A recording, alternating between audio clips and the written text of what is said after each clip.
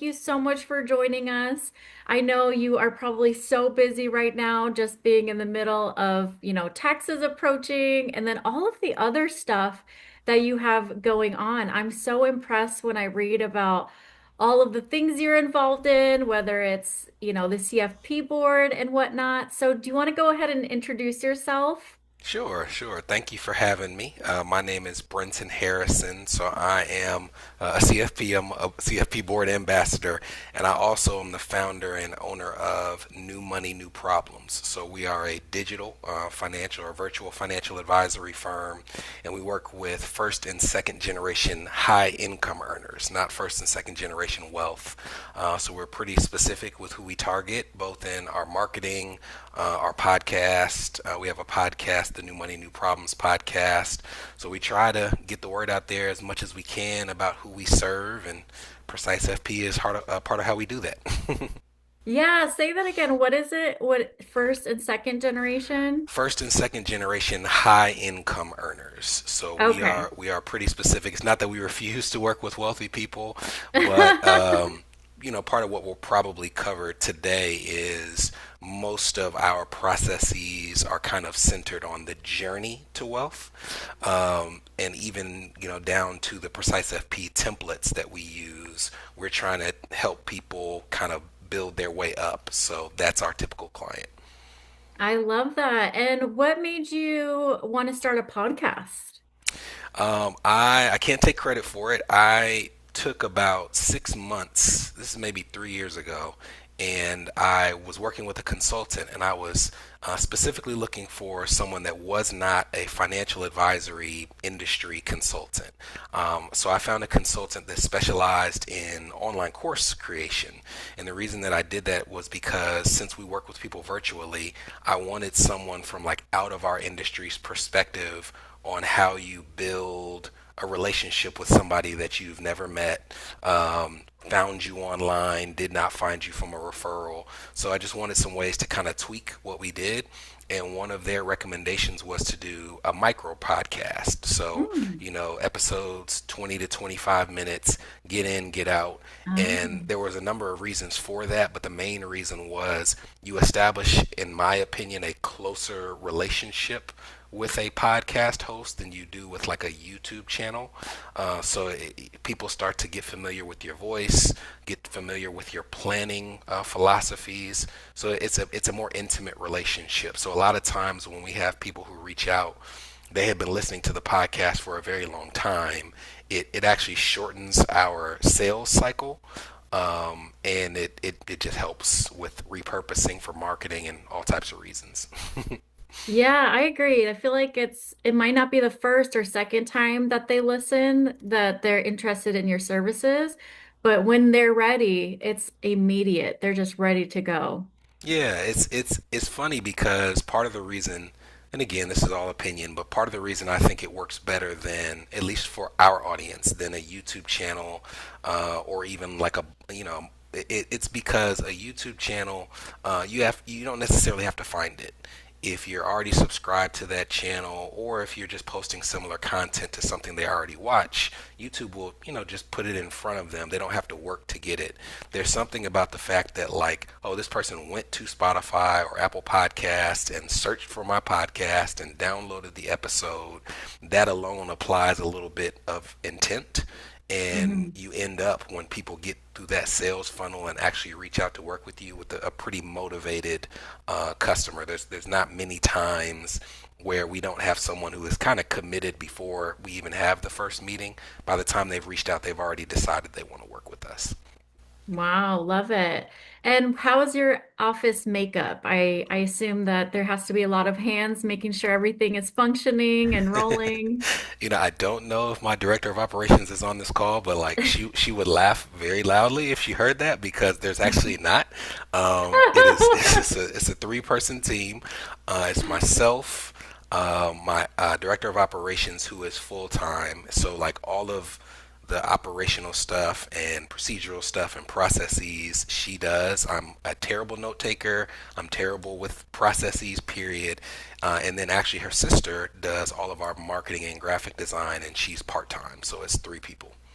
Okay, that's very Yeah. impressive then. You're proving it works. If you just, you don't need just everyone can do a little bit of everything and everyone put their eyes on everything and it's ready to go. Yeah, that's intentional. I'm at home. Yeah. I'm in a home office. I clearly have a t-shirt on. I work virtually, and a lot of my clients are in Nashville, so I could have an office. That's not really the lifestyle that I'm looking for. I work hard, but I want a more laid back style of working. I don't want to be a manager of 30 people. Yeah. So to me, a small team is a better fit. Love it. And tell me about your tech stack. I know you're using PreciseFP. What else is in your list? So I really am not saying this because you asked me to come on. Is the truth. PreciseFP is actually like the starting point for everything in our tech stack, even down to like when someone's interested in working with us, they fill out an initial meeting questionnaire that's a PreciseFP template. So it actually all starts with PreciseFP, and then from PreciseFP we export them to Wealthbox, which is what we use for our CRM. We have the Wealthbox AI note taker, which I'm familiarizing myself with, but like Hmm. we're in a meeting with PreciseFP, but we're taking notes in Wealthbox at the same time. We use Zoom, obviously, since we work virtually, and then for planning purposes, we use eMoney for our tech stack. We keep it pretty simple. A lot of our stuff is self-created, even our PreciseFP templates. We have our planning software, we have our CRM, and we keep it pretty streamlined. There's a lot of like ancillary stuff that we use for our podcast and video editing and stuff like that, but for planning, that's it. Yeah, you got to have what, like the Canva and things like Yeah, that, but Canva, but planning wise, aside from like, Halista plan for taxes, we oh try to yeah, keep it pretty streamlined. love it. All right, well, speaking of templates, let's jump into PreciseFP and see what kind of templates you either started from or customized and kind of what your process is. Sure. So we are heavy on the customized templates. Oh, Uh, really? yeah, and but they all start from a baseline with stuff that PreciseFP has already created. Mhm. So we do most of our outreach via email and phone, obviously, for our clients when it comes to scheduling meetings, and we do a lot of working meetings through PreciseFP. So we have created or used a lot of PreciseFP templates, and we've made them web published, which you and I were talking prior to. A lot of people don't realize that you can make your templates web published. But having, Yeah, how would you define web publish for the listeners that haven't accessed that feature yet? yeah, web published, essentially a layman's description would be it gives it a URL for the template, and the power of giving it a URL means that instead of having to do one-off reach outs in terms of, hey, can you fill out this document, if for example I'm sending this to 100 clients, I can include that URL and they can each log into PreciseFP and do it without me having to individualize it. The importance of that, for example, might be the tax return submission. If we have a spring meeting coming up, as we're right in the middle of spring meetings, we send out an email with an agenda for those spring meetings, and one of the items that we need from them in advance is their tax return. So we have a web published template for their tax return submission. We can plug it right into the email, and it doesn't matter if it's 100 people or 1,000 people. When they click the link, it's still going to be personalized to them in terms of authenticating themselves, and it just saves us a tremendous amount of time. Yeah, and what was the pain point that made you realize you wanted that? Was it just that the template was available, or were you running into these situations where you're like, man, we need to get that tax return before the meeting or before this date? We kept having to do it one to one. So we would have Oh. somebody who we wanted them to fill out, like one of the big templates that we've done is a goals questionnaire.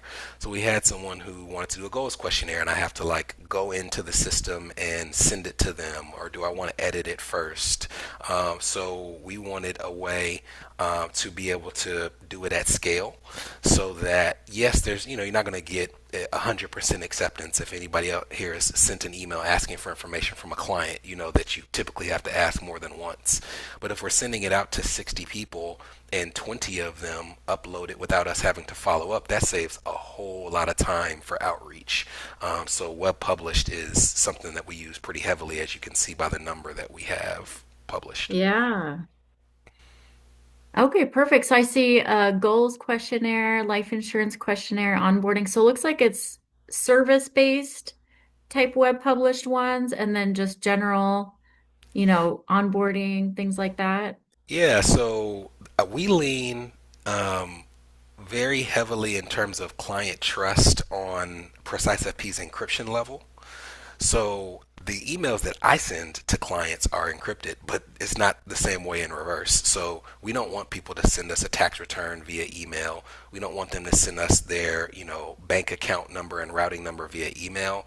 So for example, the first template that we go through in meetings with our clients is our onboarding, and I'll see if I can figure out a way to preview this. But with our onboarding Oh yeah, maybe questionnaire, copy that URL and paste it in a new yeah, tab. oh, there you go. See, I need people smarter than you helping you No, out. All right, so when you do our onboarding, we pretty much ask every question in onboarding that you would possibly need to be able to either open a new account or complete an insurance policy. So, short of asking their health questions, we ask everything in um, this onboarding document. So Oh, let me okay. see. Oh, you might just have to Yeah, go to your templates. Yeah. yeah. It's Let's see. actually acting as if Oh, you okay. are. I know. Yeah, I know what we can do. So yes, I think I know what we can do. As if you didn't just give me the answer. Here it is. All right. So if you're looking on this, and I'll wait for it to load, when someone does a contract with us, we don't want to have to keep going back and asking like, what was your mother's maiden name? What state were you Yeah. born in? All the type of stuff from an investment application. So we ask it all in onboarding. We ask their name, date of birth, marital status, social security number, mother's maiden name, email, any other family members that we should be addressing in your planning, driver's license Okay. information. If they have a preferred bank that they want to use for like bank drafts, we have them go ahead and put all of this in their onboarding document. If there's a co-client, they add the co-client information. Not only do we ask for employment information, but we also ask for them to upload their pay stubs to this document.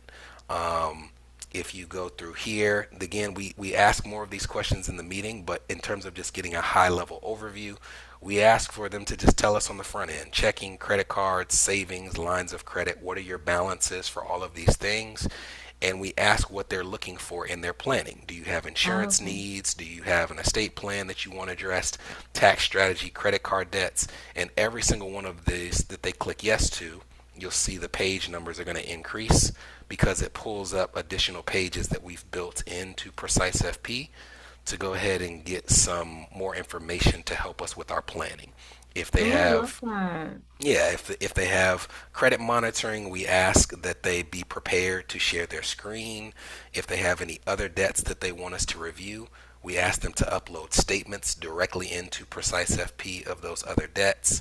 If they own, it will prompt them to input information like what year did you purchase your home, to upload a recent mortgage statement, to give them an idea of like property and casualty. We ask if they have any of the following: do you have a pool, a detached garage, a fence, a gazebo? For all of these things, tax returns, we ask them to upload a recent tax return.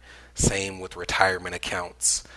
We ask if they have any non-retirement investment accounts. For insurance coverages, we ask for all this information. So, I mean, you can imagine if we're doing this with a client in an hour-long session, if we get to the point where that client needs a life insurance policy, we have all the information. If they need an investment account, we have all the information, and it's encrypted. They don't have to worry about it being secure. They can go in and change it. So as life changes, we're not having to go back and like take new notes. PreciseFP is going to load their most recent answer. So they can just go in and update what needs to be updated without starting over. So this is the type of thing where we take this information, we export it to our CRM, and in the majority of the cases, it has now become very rare that I don't want to say I would have to reach out to them, that our director of operations would have to reach out to a person and say, hey, can you tell me your mother's maiden name? We need it for an investment application. It's all in the system. Yeah, so this is done before the meeting or after the meeting? It depends. So you Okay. talked about the consultant, or I talked about the consultant, and in terms of why we did a podcast, that consultant also looked through our processes. And one of the things that was shocking to them, which is not shocking to us as financial advisors, we're used to going out and pursuing clients, and we have to do all this work on the front end. If you come from the course creation world, they're used to people spending four figures worth of money with them without ever meeting them, and they do the work, right? Like, why would I be chasing you down if it's a pre-recorded course? You literally never meet the person. And the What do you reason, mean by course? so like if during the pandemic you'd have somebody who wants to take a course to learn how to do woodworking, so they might Okay. pay $500 to get a bunch of pre-recorded videos from somebody that's teaching them how to do woodworking. Yeah. And in that world, let's say that you're paying $500, the person who's doing the woodworking, they don't come to your house. They don't call you and say like, "Hey, give me some more information." You pay them, you go look at these videos. Maybe it's a live call, but in many cases you never meet them. You're essentially displaying all the intent. You're showing them that you want to work with them. In our world, we're used to the opposite. I go and Yeah. meet you for coffee. I come and meet you at your Mhm. office. Maybe you come to my office, but then I'm showing you all the song and dance of what we do. And the consultant with whom I worked, they call it, respectful friction. Like, make it a little harder for them to work with you, and you'd be Okay. surprised how much harder they will try and work with you. So Wow. if it's a referral and they came from an existing client, we'll do that onboarding document with them. But if it's somebody who just kind of came off the street and I don't really have an idea of how committed they are to the process, we make them do that before meeting one, because I want them to show some intent in terms of working together, because when we've done it the other way, we end up with a bunch of people that we have to chase down to get a tax return and things of that nature. Like, part of me working 100% virtually, it comes with the fact that you don't know people's level of commitment when you're not meeting them face to face or in your community. If somebody finds you online through a podcast or a YouTube channel or a blog, I think it's valuable to kind of like make them work on the front end to show you that they really want to be a client of yours. Yeah, fascinating. And saying it out loud, it makes so much sense. So, are you qualifying them at all? I am, and Okay. that comes through our initial meeting questionnaire from PreciseFP. So let me pull up our website and I'll share my screen. Oh, nice. It's built in your website. Yep. Because it's web published, we can build it in, and there's things that you can embed from PreciseFP. So this is something that is built into our site. Tell me when you can see my screen. Okay, I see it. So we have a very streamlined homepage. We Nice. have another podcast called the Escape Student Loan Debt Podcast, Hmm. and it that actually has become a bigger podcast than our main podcast. So we have a Wow. lot of people who reach out to us, but they really want student loan information. So before you get to our homepage for our planning, we want you to make a decision. Are you here for student loan debt? If so, we send you right to that page. Are you here for our podcast, or do you want to work with us? If you click that you want to work with us, it pulls up what you would consider the conventional website, um, for someone who is interested in working with a planner.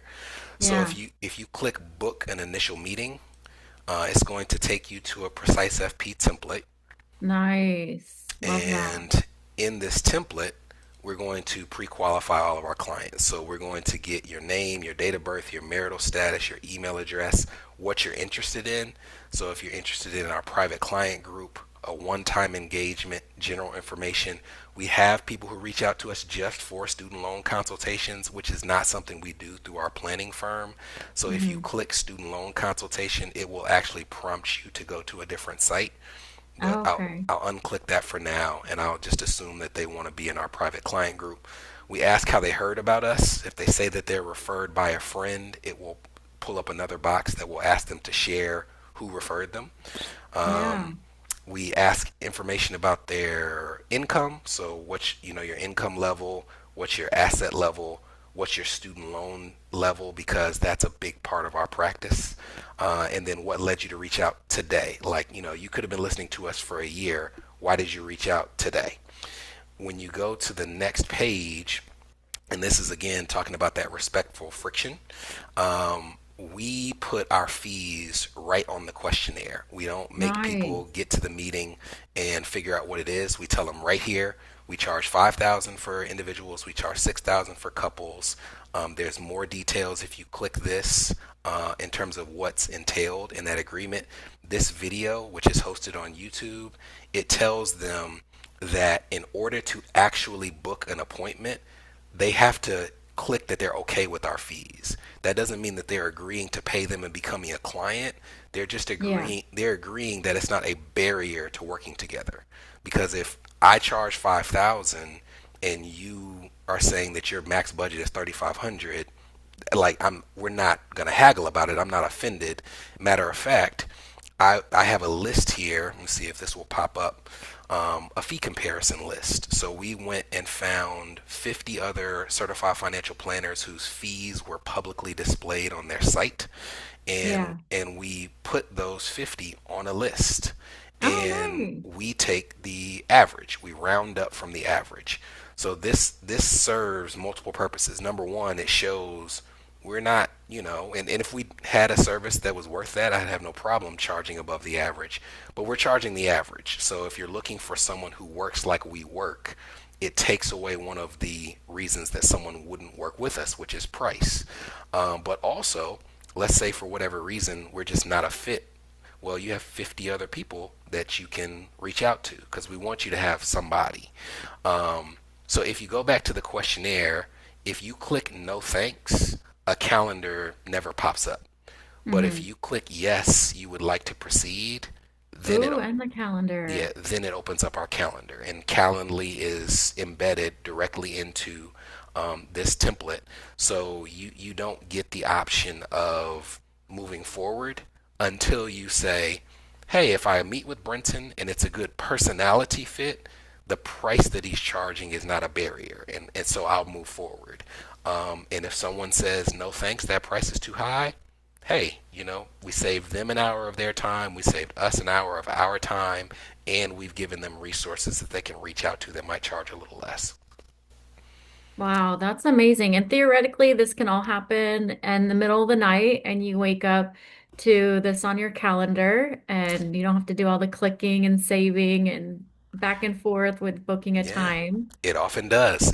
Typically I'll wake up and I will see that somebody has filled out the questionnaire. I'll tell you something that's very common.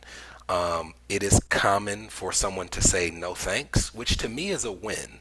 Like if I'm pre-qualifying a customer, and price, like not quality of service, but price is just a non-starter for them. Like there are fees that we will reduce if somebody was referred by just one of our all-star clients, but we're not negotiating on price before we even started working together. So if they have gone through this process but it's not a fit, hey, that's actually great. People are still looking for our firm, but we are not having to like go through the process of spending an hour with each of those people. We have meetings that I'll just wake up to, and somebody has gone through the whole thing. They've clicked yes, and they're on my calendar already. I don't have to ever, have the conversation. We don't have to do the back and forth. Then we'll have people who won't click either, and we will Hmm. have to follow up with them because we'll say, hey, we see that you started the questionnaire. You didn't click whether you wanted to proceed or not. And the majority of people, if they didn't click anything, they actually wanted to proceed. They just didn't go through the process of clicking yes and booking an appointment. So this saves us a whole lot of time. And if you think about it in terms of like our close rate, by the time that you have met with us, first of all, we didn't reach out to you. So you found us some way. So you showed Yeah. some intent. You've gone through this questionnaire, which, some people would call annoying, but that's not the point. You have looked at all of your other options. We showed you 50 other options if you didn't want to work with us. We've given you details about what comes next. We've told you our fees, and we've told you that you can't book an appointment unless you're okay with those fees. So by the time I sit down to like introduce myself to that person, like I said, most of the time we're just talking about getting started. Like it's not a long conversation, because why would they have even gotten all the way to that point if they weren't ready to move forward? Yeah, I'm just thinking about your billable hours, all the time that you don't have to spend, with this person that wasn't a good fit to begin with. Yeah. And you went through all that time and energy and it wasn't a good fit. Yeah, and that was the first 10 years of my career. One of the biggest arguments that I had with a mentor of mine was I was working crazy hours, Yeah. and I felt like they weren't working that many hours. And I was talking to them about it, and they said, "Oh, well, the problem is, you're not working hard." And what they meant was you don't know the difference between revenue producing work and busy work. Mm. And to me, if you're doing busy work, yeah, you're working, but you're not productive. And to me, like going back and forth with somebody over like, hey, when can you meet? That's not productive work. That's not revenue producing work. Explaining to someone my fee structure and then having them go back and think about it, that's not revenue producing work. Yeah. I would rather increase the number of people who are coming in our funnel, let them kind of self-select, because I don't want to imply that I'd never talk to someone and say go home and think about it. But it's rare, and if I have cut down on that by 75%, that's a whole lot of time that I can either use to go be productive somewhere else, or if at noon on a Friday I've done all my revenue producing work and it's nice outside and I want to go golf, I can do that. And it's not because I'm not working hard, it's because, well, the only thing that would have kept me there till 4 p.m. on a Friday in the past was chasing down people for emails and stuff like that. Yeah. Yeah, I mean it's so clear and communicative. I'm a big fan of that. When are you being strategic of like, let's add a video on this page or let's do a download here? So this is actually the only template that I can think of where we have a video Oh, that's nice. embedded. All of the other ones, we use a lot of like the upload and download features. So like for example, this onboarding details, this is a download. So if you download that, it will pull up information about our like our onboarding process. Yeah. But then, as I showed you in the onboarding document, it's a series of upload features. For one, the documents that someone might send is not secure. They get lost in email. I'm not an extremely organized person. So like if you send me an email with your tax return and you don't put it in PreciseFP, when I need that tax return, I'm going to be trying to track down where that email is. So that's Yeah. another reason. And then also building it into the process, it keeps it all in a centralized location.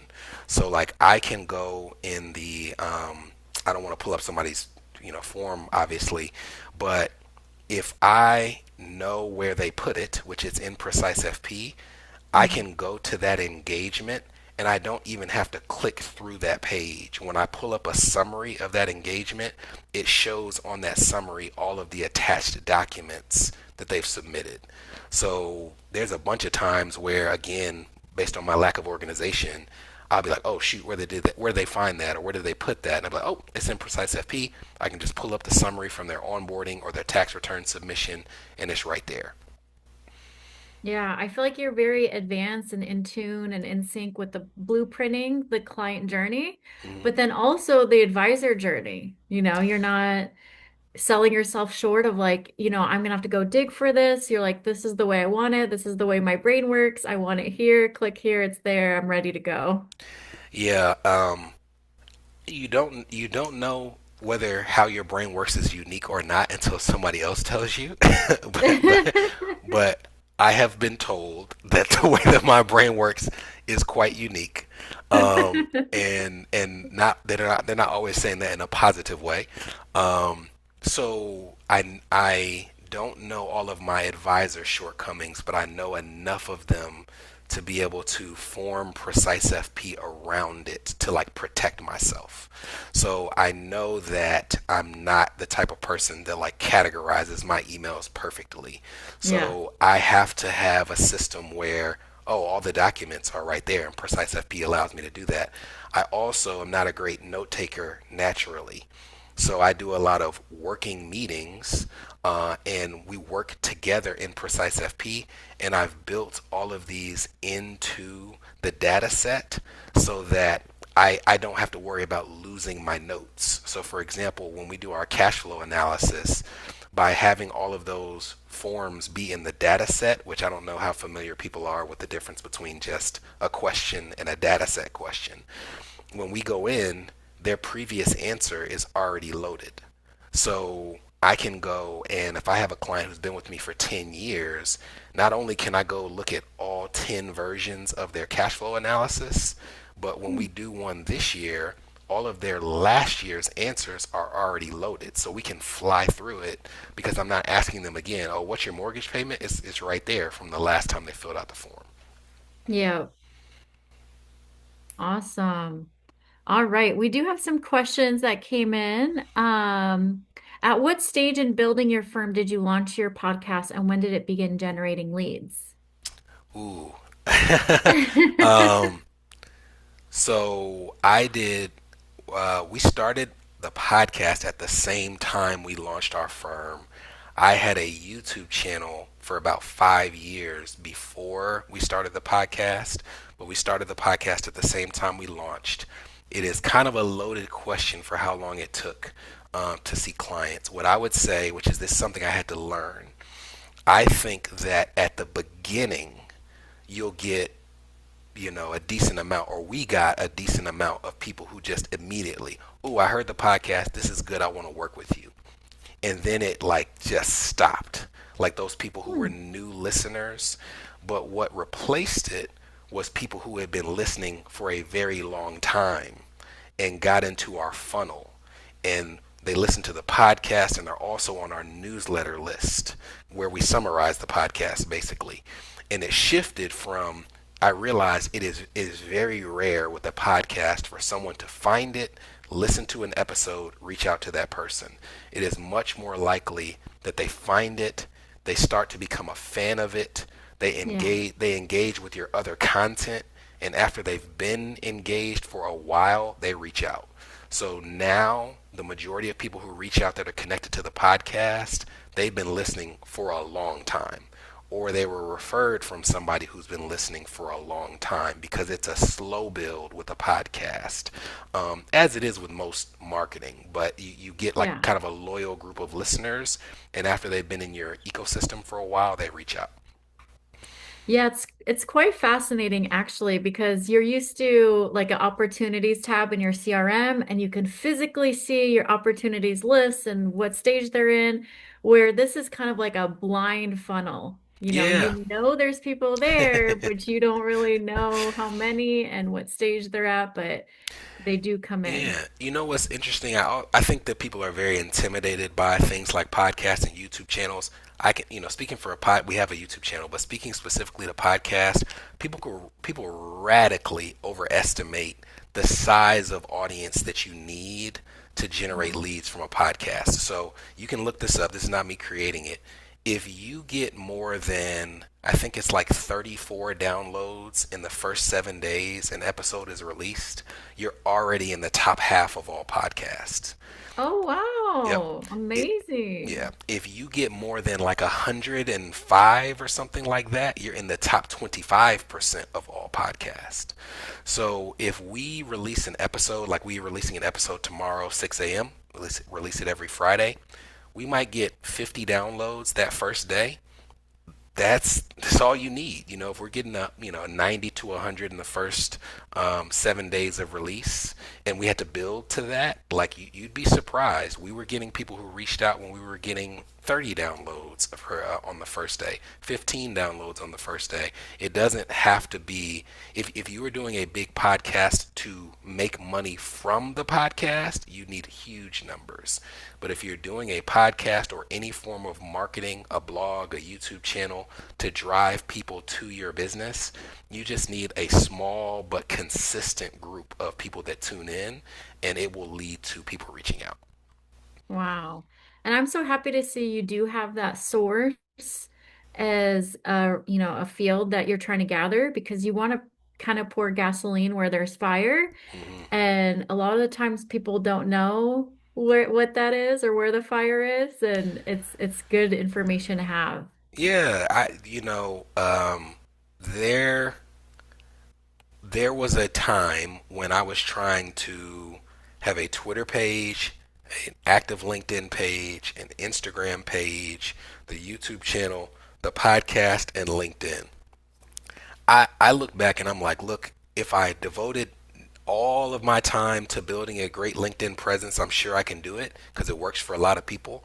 I have literally in 17 years never gotten a client from LinkedIn. Wow, So, yeah, amazing. now, I mean, that's not a badge of honor because I'm clearly doing something wrong on LinkedIn. But to me, when I look at it, I'm like, what we're doing is working. So I Yeah. can try to become a LinkedIn expert and, take time away from what's working, or I can just say, podcast, newsletter, put a post up on Instagram. That's what we're doing moving forward and just lean into it. So you're right, by sourcing the referrals or sourcing where people came from, if a bunch of people started saying LinkedIn, I'd feel differently, but it's almost all of our people come in through our newsletter and podcast or they were referred from a client. So that's what we lean into. Yeah, that's good advice. It's like you leave the lights on at LinkedIn, but that's not where the party is, so you don't need Yeah. to, dedicate all your energy there. Hmm. All right, we have another question. Julie wants to know, how do you deal with clients who are not technically inclined, not comfortable with uploading documents, etc.? Well, if they're not comfortable from a security standpoint, in our welcome email, we link. So PreciseFP has a page on their site where they list all the details for their encryption. Yep. So if there's a question of security in our welcome email, we put a link to the onboarding document, but we also link to the encryption level. I can almost assure you it's going to be more encrypted than emailing you something. Yeah. So that is not a concern that we come across very frequently. But let's say that it's someone who's just not very technologically inclined. I would say the beauty of PreciseFP is they don't have to drive the bus if you don't want them to. So the cash flow analysis meeting, so for example, the onboarding meeting, just do it with them. Like you can do it on your screen and you can input their information. They don't have to do it. You don't have to give them the work as homework. For our cash flow analysis, I have it up on my screen while we're working. I'm inputting the information. They don't have to input it. But when they click that link, everything that I input is already there for them. So you don't have to lean on it as heavily as I do if you've got like an older clientele or a more suspicious clientele. But I think if the suspicion is security, you'll find that you're fine. It's better than the way that you've likely been doing it. If it's just a capacity issue, I would say do what I've done and customize your templates and your processes so that it just takes some of that work off their plate. But I definitely think it can be overcome. Yeah, it's not worth the time to put it in a Word document or Excel sheet and have to copy and paste it Yeah. into other platforms. And a lot of other software is kind of what you see is what you get. You can't delete things or put it in a certain order, which is also a time burner of having to click on this tab, click driver's license number, click edit, type it in.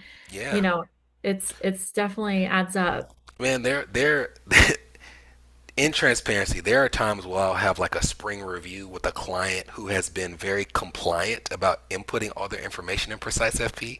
And there will kind of be times where I'm like searching for extra things to talk about because we'll have all these things on the agenda, But because PreciseFP loads all of the previous information, it just doesn't take that long to update anything. It doesn't take that long to update their cash flow. It doesn't take that long to update their goals if their goals haven't changed. So when I, became familiar with the data set and how it worked, which came in a one-on-one session with a PreciseFP tech, it just opened up the whole world because I'm like, oh man, like all these notes that I was trying to take about details about their stock compensation and stuff like that, I just have them upload the whole document right into PreciseFP, and I don't have to take notes on that anymore. I can just ask, has this been updated? Okay, go in this form and upload it so I can see the new information. Yes, exactly. And then you're not having them, assess things, you're giving them the answers. Yep, yep, Christopher absolutely. kind of has a follow-up with that of does it require a certain amount of prep before sending this or helping clients with overwhelm? But I feel like you're very clear and communicative in all of the correspondences, the pages, that is the prep, right? You're kind of prepping them of like, you're gonna have to fill this out or, this is the fee, and it kind of eliminates that prep you might have to do with them. Yeah, so I'll give some examples because I have a bunch of templates, but we've kind of only been focusing on the onboarding document. So I'll kind of walk more through some of the templates that we use. For the initial meeting questionnaire, there's no prep. By the time they're meeting with me, they have been prepped. For the onboarding document, if it's somebody that we're doing it with together, or if it's somebody that's doing it on their own, what we'll do is we'll send an email in advance with a link to that document, and I will attach a Word doc that has things that they should have at the ready. So, like, hey, Okay. before you fill out this document, you need to have access to a recent mortgage statement. You need to have access to a recent tax return. That cuts down on a lot of it. A goals questionnaire is another one that we do. There's no prep for that because I kind of want them to have not. I want to know the first thing that jumps out in their head. Yeah. We have a life insurance analysis that we do where, again, because a lot of our meetings are working meetings, I think there's value in doing it in the session. So the way that we do it, no, there's not a lot of stuff you have to prep in advance. And that was intentional because our old systems required a lot of send this to us before we can meet. And I would never get it, or I would be hounding them to get it, or our director of operations would be hounding them to get it. So we just switched it up and we're like, look, I would rather just hop on the meeting with you and say like, hey, pull up your screen or upload this document, then go back and forth over email for 3 weeks asking you for the draft of your most recent tax return. It just burns too much time. Yeah. And what came first, the chicken or the egg? Were you already have a passion for like the student loan debt conversation, or in working with your population where you're like, this is coming up, I'm gonna offer it as an additional service? Yep. So the what came first was my childhood, and the way to describe that is um, both of my parents are from immigrant families, and both of them were financially responsible for people in their family, and my father's a Yes. physician. So when I started, I kind of had a passion for the first generation high income earner because that was my parents. Oh, And I also had a passion for young physicians because that was my dad. So I started volunteering at a medical college to do loan counseling for their wow. graduating fourth years. And then they started paying me to do loan counseling for their graduating fourth years. And I realized how complicated the federal student Yeah. loan system is. And Yeah. I saw an opportunity to have a niche where I'm like, there's not that many advisors out there who have a deep understanding of federal student loan repayment. So it was kind of like I found the population first. I realized this is what they're struggling with. Because if you go to a private medical or dental school, definitely dental school, and you borrow all the way through, you're gonna owe 400,000 plus at graduation, and probably 5 years after because of the interest, you're gonna owe 500,000 plus. So that's Wow. a real niche to be able to go to a person with that level of student loan debt and like figure out how to help them. So that's how that came to be. I love that. We have Mary asked, can we access other people's templates? Do you have a template that's specific to Mosaic. Yeah, Mary, I can connect with you after and show you what we have for that. Michael asks for web published, do they need to have a PreciseFP profile already? You just need to put in a phone number and well, no, no, no. So let me separate because I was about to say something that was a half truth. If it is a high security template, you have to have an email address and a phone number.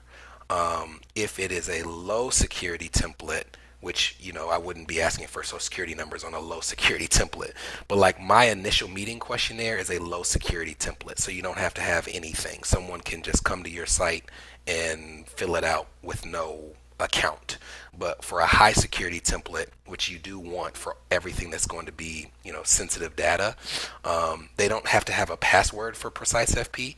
If you have their email address and you set it up so that when they click it, it verifies through email, it will just send them an access code and they can get in. Yes, yeah, definitely. If there's if it's a web published template, it'll auto create someone as a prospect, but exactly if it's high security, they're going to need to authenticate, meaning they'll need to have an address, email address or phone number on file. Someone asked if you delete the client from Precise and then re-add them at a later date, do you lose the pre-filled information? Well, I've never deleted a person from Precise, so I don't know the answer to that one. I would imagine it does. Um, but yeah, I've not come across that. Yeah, I would say it depends on the when you're re importing them back in, based on what Wealthbox is going to re-import, those fields are going to come back over and you'll be fine. All right. What other kind of lead gen are you doing with PreciseFP? um, the lead gen is not much more than what I described. Okay. It's more so I can't overstate how much we use it in client meetings.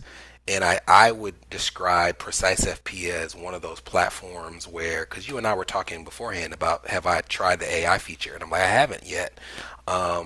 I think it's one of those things where there is so much that can be done and customized that it's kind of impossible to like know everything or to use all of the features. So if someone is just kind of getting started with it, I would be shocked if there wasn't like a really, really valuable way that they could use it with their clients that they just weren't aware of. I would also be shocked if people understood the power of the data set. I feel like I didn't. It took me a very long time to understand, oh, there's these fields that PreciseFP has built, but I can actually go and add my own questions to the data set. And if I do that, every time they answer it, it logs that answer and it will just update it. I don't have to gather that information again. So I have pages and pages of custom fields in my data set based on Oh, what's important to me as a planner. Um, and it just saves a tremendous amount of time because those are notes that I don't have to retain anywhere else. yeah, definitely. And I know a lot of this is very future forward, the things that you're doing. Were you having to kind of bug the CFP on what's allowed and what's not allowed, and that's how the brand ambassador happened, or how'd that happen? You know, the way I would describe future forward, I don't think it's future forward. I think that the financial advisory industry is way behind current times. So like that's why and I don't want Brenton's to giving us hot takes yeah. now. Well, it's like what I don't want to do is I don't want to act as if I created all of this. All of this Mhm. came from another, future forward advisor, right? So I didn't create any of this. I'm recreating these things. And if you go look at the way that other people market themselves, the way that other people do business, we're always 5 years behind, right? Like that's why I went to an online course creator to help me with how to structure my business because they're looking at the stuff I'm doing and they're like crazy. They're like, that's crazy. That's such a waste of time. Like, why would you be doing all this? Why are you going to meet someone for coffee to see if they want to work with you? Put enough information online and they either just sign up or they don't, right? It sounds extreme to me To them it's their way of life. Like why would I go farther than I've already gone with all of my promotional materials, all of my marketing materials to do this? If you look at other industries, when it comes to even like something as far back as like a stenographer for a court case, you don't have the attorney that's prosecuting the case sitting there taking notes while they're prosecuting them. That's a financial advisor thing. So to me, I'm like, no, there's got to be a way to have a system that's like documenting these things without me having to do all the work and then have to remember where my notes are and then have to update them. Like there's stuff out there. So there isn't much because PreciseFP already jumped through the hoops with compliance that I have to deal with because most of the time, even if nobody's doing it the way that I'm doing it, it makes sense and it's on a compliant platform. So I have a lot of exploratory calls with my compliance officer. I won't deny that. But but like there everything that I'm doing would be non-compliant if I weren't using it through PreciseFP. So the fact that I'm doing Mhm. it through PreciseFP saves me. Yeah, and the stats are there, right? When the stats are showing the financial literacy in America and how much the need is there, it's definitely a desired service that people just need awareness about. Yeah, there's if you look in like the financial influencer, the finfluencer community, which again is ahead of us in how they work with clients and how they, that they're operating at scale in a way that we just are not. You have these coaching, financial coaches who we have a tendency to look down on, in my experience. But it's like, hey, they're doing something that we're not doing in terms of the number of people that they're attracting to their brand and the number of people that they're serving. But one of the things in the finfluencer community is you'll have people who will like post their net worth and they'll show you how much is in their bank accounts, how much is in their investment accounts. And that's horrifying to most advisors, right? Like, why would I show these people how much debt I have, all these different types of things? And to me, I look at something like that, and I'm not necessarily doing that, but I look at it and I say, look at how many people are following them, though, right? That they're clearly tapping into something that people are wanting, and that could be transparency. And there's something you can learn from that. That's why I started publicly displaying my fees because it's like there's a little bit of like, what is this person trying to hide if you have to get a call with them or get a meeting with them before you find out what they charge? So to me, like if you're afraid of what you charge, and I don't mean that as a negative, like are you charging too much? Are you not confident in what you're offering? I'm confident in the value that we provide based on what we charge. So there's no reason to not have it right on the website. And there's no reason to allow someone to set a meeting with me before they say that that fee isn't a deterrent. So it's just stuff that we build into the process. Hmm. I love it. That's awesome. Else that you want to share for our listeners? No, I appreciate the platform. I hope it was helpful. Hope I didn't step on any toes. Because cause to me, I think the beauty of the industry and Precise FP is, I mean, you may hate my way, and I'm not offended by that. Do it your way. So I think that if there were one system and you had to use it that one way, it wouldn't work for me. But I think Precise FP has the tools to, if my structure doesn't work for your clients, go look at the templates they have or build some custom ones because whatever you're looking for, you can build it on that platform. Awesome, Brenton. Well, thank you so much for joining me today. Thank you so much for your time and your demonstrations. I know we're getting some emojis here. I know a lot of people enjoyed it as well. But otherwise, everyone else, thank you so much for joining us. Feel free to reach out with any additional questions and have a great rest of the day, everyone.